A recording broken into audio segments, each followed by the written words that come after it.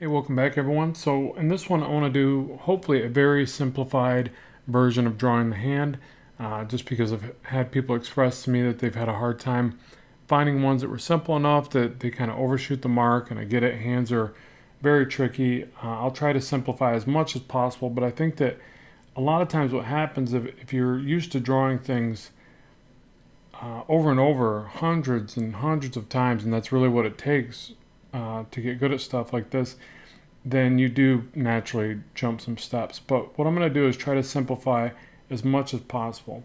So first off, if we're looking at this shape, actually works for two things. It's going to be the palm, I'm sorry, we'll start with the palm. So this is going to be the palm shape, probably a little bit wide for that. But actually what I was initially thinking about was the fish shape. So imagine that it translates to both somehow. And it's actually different parts of the hand, which seems kind of odd, but I'm going to go and show you what I mean there. And so a lot of times I try to stress to new students and artists that you really have to look for basic patterns. And sometimes they're going to be your own. Like, it's not always going to be you see the same pattern as somebody else, but they're recognizable when people point them out, but maybe that doesn't resonate with you and become part of your thing. So what this is a way to remember that the knuckles are not even. And again, you see this both in the palm.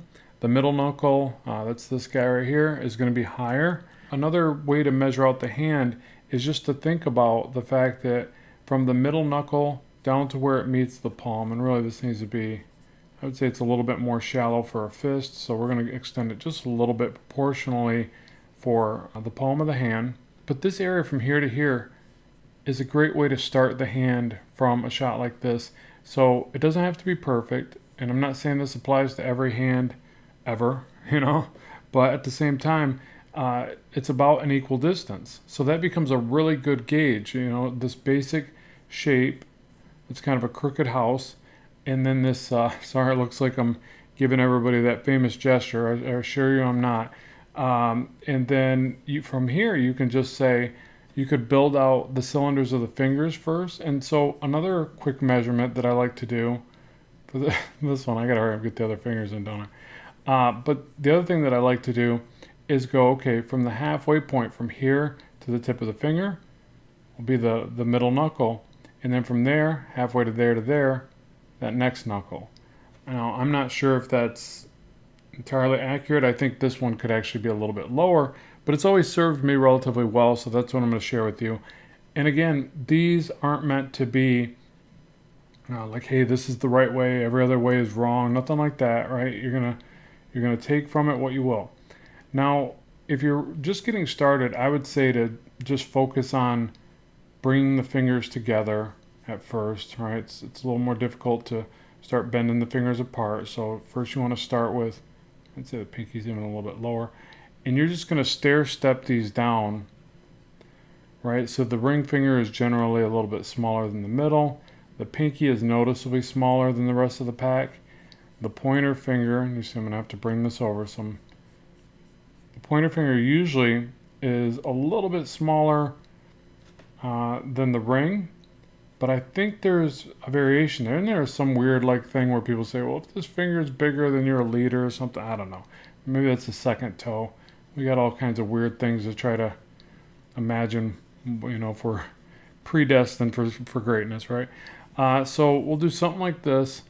And so just like that, we've got the back of the hand, the fingers. Are they perfect? Probably not. But the other thing to remember is that you've got, I would say, an arc here, but I really like more of a point and then a downslope, okay?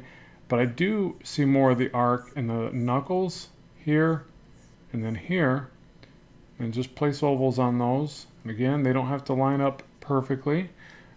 Study your own hand, see if it's more of an arc, or again, if it's more of that lopsided house where the one knuckle, has more of an incline than the rest, whatever. But the arc, again, generally is an easy to remember device for drawing this stuff. And so there you go. So now you've got the arcs in place. You've got the measurement of the knuckles being relatively halfway up from the first to the tip, so the midway point being that big knuckle right there, and then just add that other one roughly in the middle of what's left over as you move upward. Also, the tendons of the hand come back like this. So I'll draw those in even if I don't plan on drawing a very defined hand.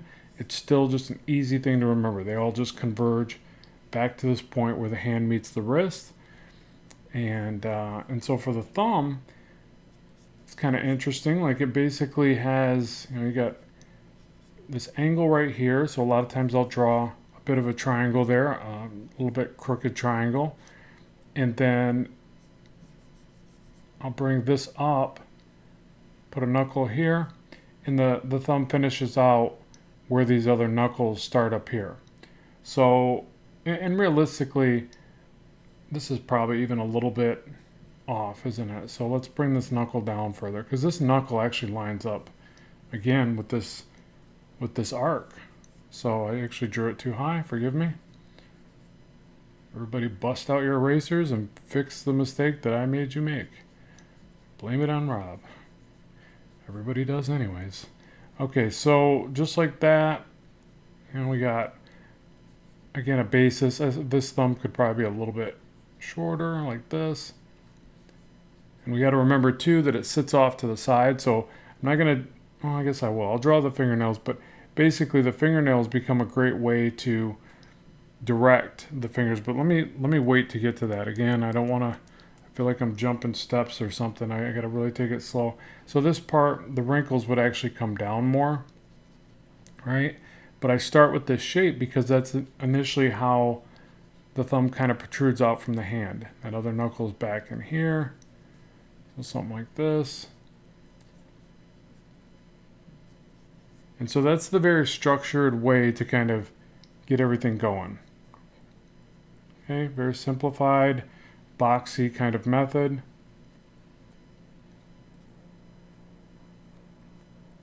Okay, and just remember this bit of a diagram. Okay, so I'm going to bring this to the side now. And I'll go ahead and duplicate this. So I'll have to erase it down. We'll add the knuckles and I'll make it look a little, or fingernails, sorry. And make it look a little bit more organic for you. Because obviously it looks just like a overly stiff robot hand, right? So as far as organic hands go, or organic anything, it's just a mix of curves and angles, right? You don't want probably all of one or all of the other. So just mix them up. Again, look at your own hand. Create a Pinterest board with lots of cool hand poses and challenge yourself to jump in there and draw a couple of them every day, and or probably 10 or 15, not just a couple. And it will really take that. It's just not a simple process to get all these shapes in your mind. And so a lot of times when I draw fingers, I'm looking for a little bit of a bow right where the knuckles occur. And then as the fingers come back to the hand, I look for these little wrinkles in the way that the skin kind of pushes back. And obviously older hands, you're going to get more wrinkles into here. But you'll notice they curve, have subtle little curves as they reach the folds there. So I look for things like that. For the tips of the fingers, this is tricky in and of itself, because if I make it too rounded like that, that's initially how I started, all of a sudden it doesn't look quite like a finger. Now, fingers vary greatly. We could probably get away with that. But what I'm saying is, what you might want to play around with is just how sometimes you get just two different curves at the very tip. So you get a different curve here, relatively even on both sides, but that curve is definitely different than this one right here. Okay, so if you have this nice even circle at the tip, it makes it not look and feel as natural. And sometimes you can just change one side, especially if obviously the finger is at an angle from the viewer. But again, just pay attention to that, and it's real subtle. I don't know that I captured it there, but I'll keep trying to explain it. Maybe I'll get it here. So again, I'm trying to think about the curve shifting from here, maybe more straight across here. And see, the pinky actually tilts a little bit. So I'm actually going to flatten this side out right there. And immediately get to that knuckle, this knuckle. And we got to imagine too, or envision or whatever, the knuckles are inside these fleshy parts of the hand, right? So you know, unless you're going for a very stylized effect, you don't want to get in there and start doing this for the knuckles. You know, very angular. Um, Unless, of course, it's more of a view where you're looking at the finger from the side, in which case then you start to see more of that angle. And again, if you're going overly stylized, you can definitely play with this a lot more, right? You can really push these angles. So this would be more of a side view. And those pads of the finger, you know, they overlap, and what I tend to think about is you want this side to feel more fleshier than this side. I'm sure that's not correct English, but you know what I mean, hopefully. Even though you do have these wrinkles here that are kind of pushing together, and you know that part looks softer, but there's a little more of an angular ridge up there versus the bottom being very organic. So, you know, usually it just relates to, and keep in mind there's a stepping effect. See that, how it kind of steps down while the other one stays a little more flat, all the way up to this knuckle that's more inside the hand. That's the other thing to pay attention to. This area right here is inside the hand, right? It's not, I don't know what I'm trying to say there. You know, the skin here would fold up and go around. This would go into the hand area, and then you'd probably even erase this line back. So it needs to feel like it's inside that area. Hopefully that makes sense. And let's see, so a couple little wrinkles here, knuckle here. They start more dominant or predominant, more visible here, and they fade as they go back towards the wrist. Sometimes you'll get these little like U-like shapes right in here. I would avoid drawing too much detail right through the middle. Now, me personally, I draw a ton of detail to this area, but I draw like very eerie kind of stuff a lot of times. So I'm trying to like push that eerie vibe and do more wrinkles, more detail. But if you're going for something more natural, then you want to avoid that. And really you want to avoid that too early on anyways. Like if you're just trying to learn how to draw particular things, then maybe pull back from all the over detailing for a bit until you're ready. You know, like you don't want to try to cover up bad structure with just lots of gratuitous rendering. Although I don't know, it's fun. Like, how do you tell people not to have fun? Whatever you're having fun with, do that. So with the thumb here and the nail, I'm going to try to give that effect that it's tilted. And I'm going to start with the thumb and the pinky. And the reason why is because they really have a more unique orientation than the rest of the fingers. The middle three kind of, for the most part, go straight up. But the pinky and the thumb, they're special.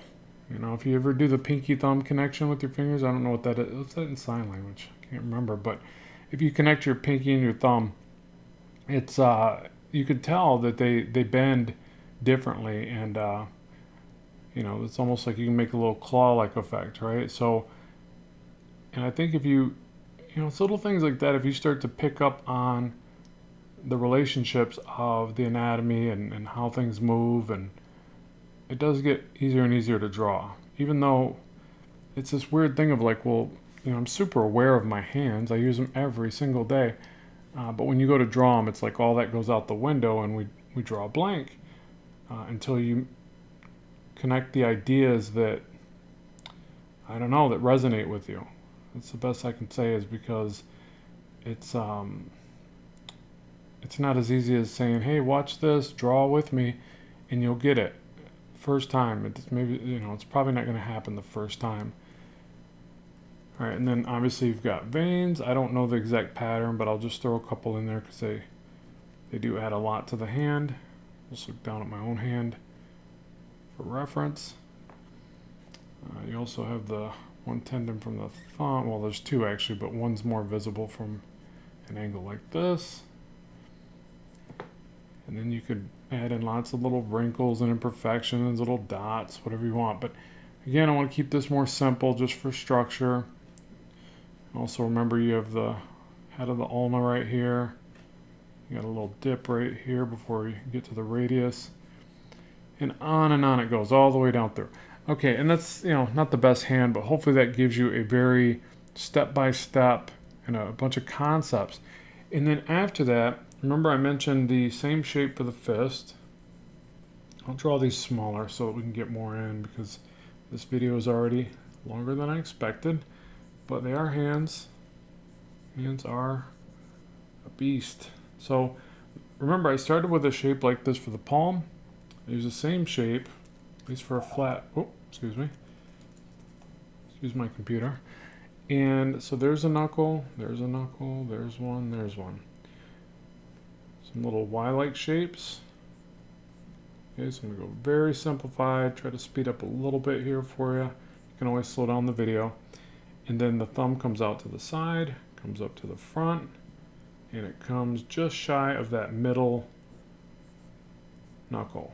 There. Remember, there should be an arc here and a peak here. Okay. Maybe a little bit of the pad of the hand. It depends on the angle that you're drawing this. And so that's, again, a very simplified version of the fist, but notice it started with that same basic shape.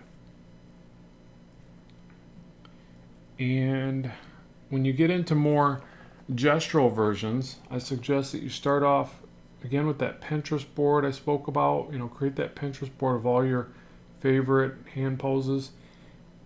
But the trick is to start drawing it. It sounds weird, but maybe it doesn't work for everybody. But to start drawing it like this with scribbles. Now, what I'm trying to do is draw 3 overlapping ovals. But I find it better to scribble, because if not, I don't know. It's like I default, I don't know, maybe the 3 ovals is still the better way to go instead of scribbling. It's definitely harder for you to see, I imagine. I'm sorry for that. But think about the 3 ovals, okay?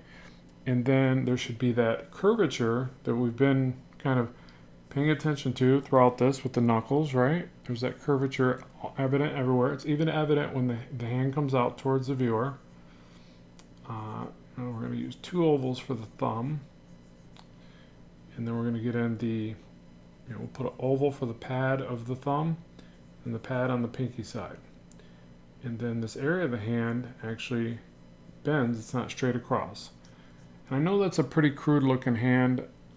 I'm just trying to show you that it's almost better that you start with something organic. That looks really bad. I'm going to erase that one, but it really is the point, like that you have to try to draw through these hand poses gesturally.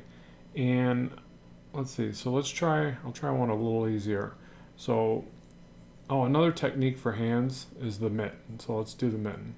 So you draw the thumb. Okay, and I'm going to keep it just simple shapes. Let's get this out of the way for now. So here's our mitten, right? There we go. Attach the wrist. There's our mitten. We got this side goes up a little higher. This side has more volume right there. Here's that higher point of the palm that we've been talking about. That first knuckle that's buried inside the hands. This distance should be this distance. Distance is equal somewhere in there.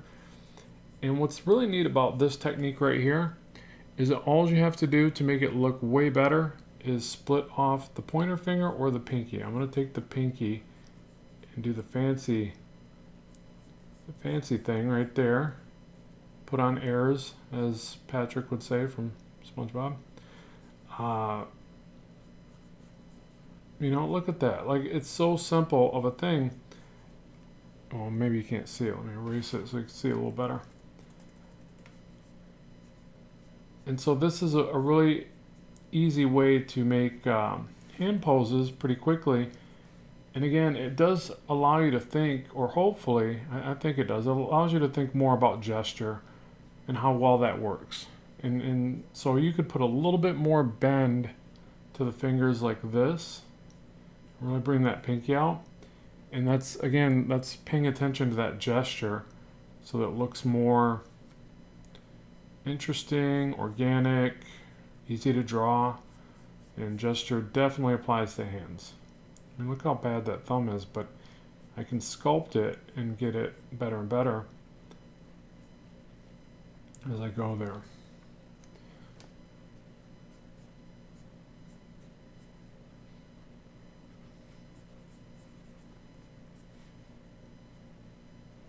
You can go back again. You know, I could soft erase this and redraw it and make it look a lot better. But there's those curves for each next area of knuckles. Something like that. Pinky's a bit bigger than it should be. And that, you know, that's it. So I want to keep this one pretty simple. I cannot believe it went 20 minutes for me to draw and explain these basic concepts, but hopefully it helps. And I know I've probably addressed this stuff before, but I just felt like maybe it was time for an updated video. We can get into more complex hand poses. I guess really the best opportunity here for both of us, or all of us, you know, on the channel here, is for you to comment below. Let me know if this helped, what parts I need to elaborate on and help you with further. If there are certain poses you would like to see, let me know in the comments and I'll see what I can do about making a video more specific to that as soon as I have time. So thank you so much for watching the channel and contributing when you can. Good luck with your art, and bye for now.